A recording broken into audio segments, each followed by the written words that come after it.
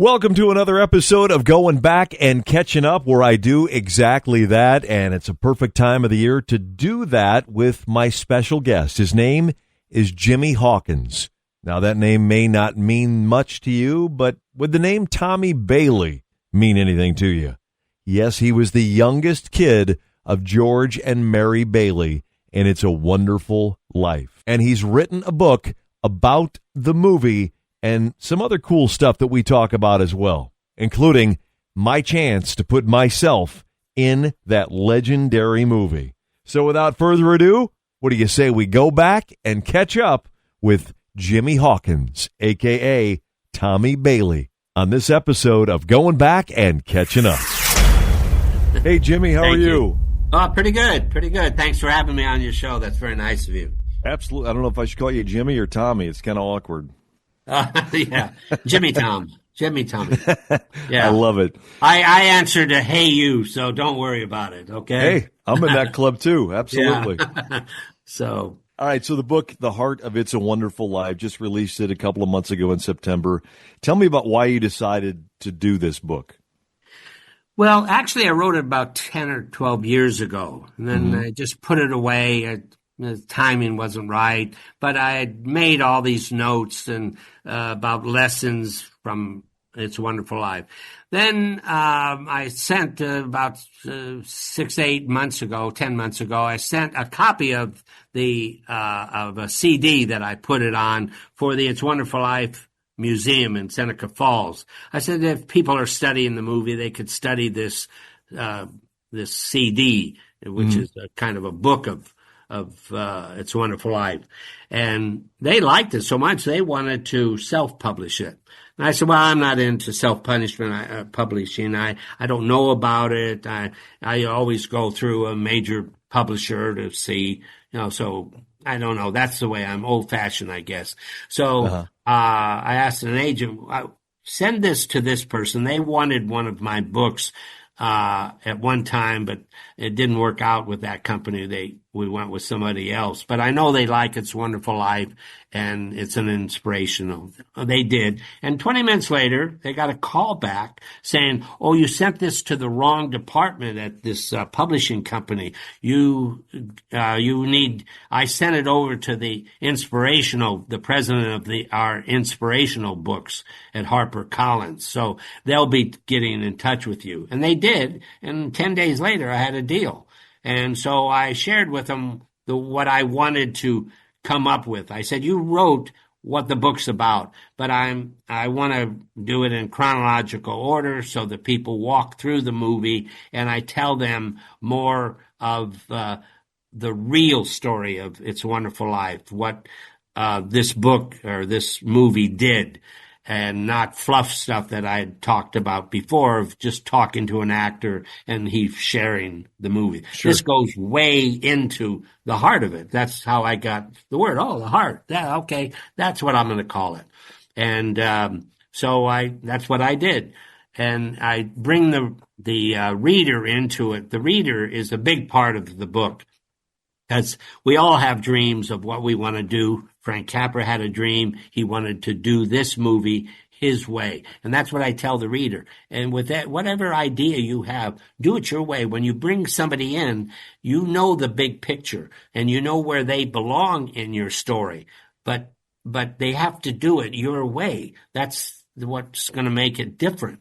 Don't say, well, I'm in marketing and this is the way we do it. I say, oh, yeah, but I want this is the slant, though. Let's go with this basic story. And then now you bring in your gift and make it even better.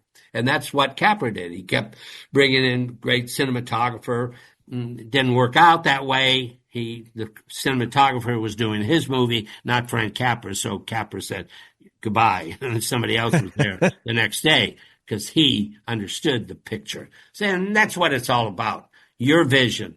Stick with it. Do it your way. And then you can't blame anybody, Yep, and Frank Capra did the movie his way. I asked him, we were together at the Academy for a screening, and we were talking before we went on. And I said, what's the most difficult scene to do in the movie? He said, oh, that's easy. The one with you kids. I said, oh, really? I said, what do we do? Oh, no, you guys were great. But there was so much going on in that Sure. movie. In that scene, he lost the money. His brother's coming to town, and the wife is saying down Reed, well, the family's coming over. I don't want family. He's lost the money. He's going to be disgraced. And he just couldn't live with that. So he said that was it because there's so many levels there. They could have laughed at the scene, not with it. So, but you take a look at that scene, you go, that's a real family. People, Yes. pound on the piano. I got to get this. Excuse me. They got the kid going. How do you spell this or that? And Donna Reed talking about people coming over tonight, and he doesn't want to hear anything.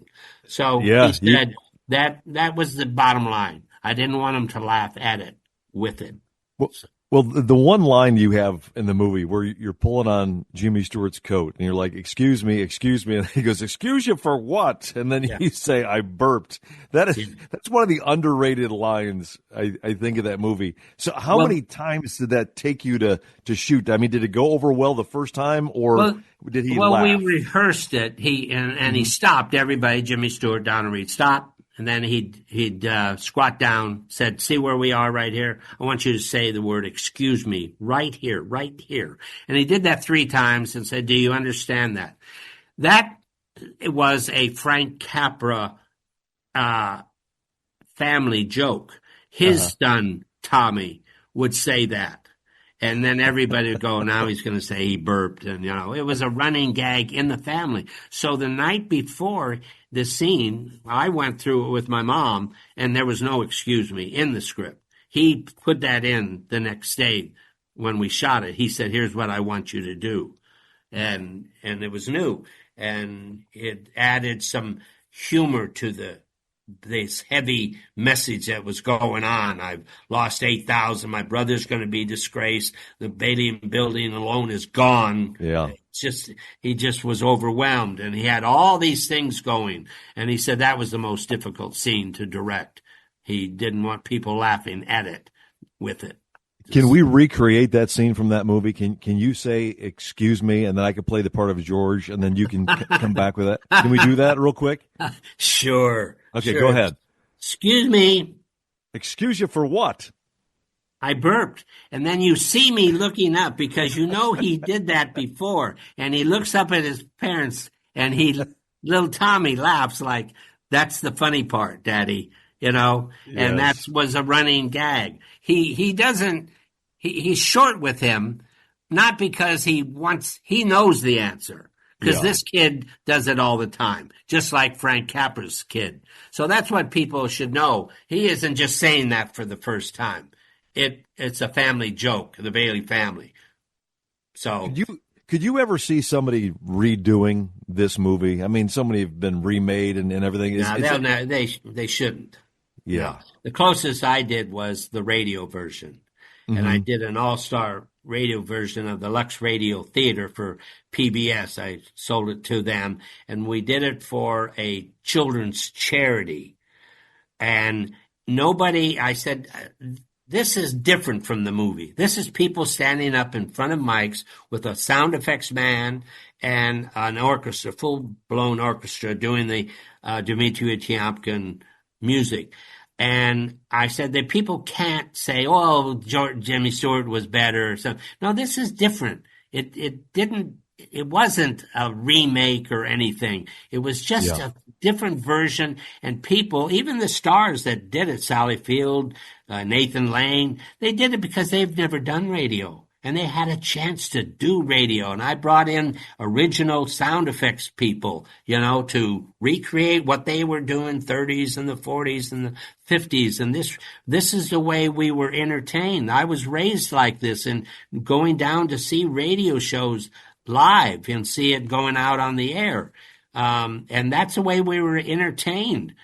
And that's why all these stars that did the show for me enjoyed it so much. They enjoyed being able to do it for charity, and they also enjoyed it because they had never done radio. And they were all great. Nathan Lane was on.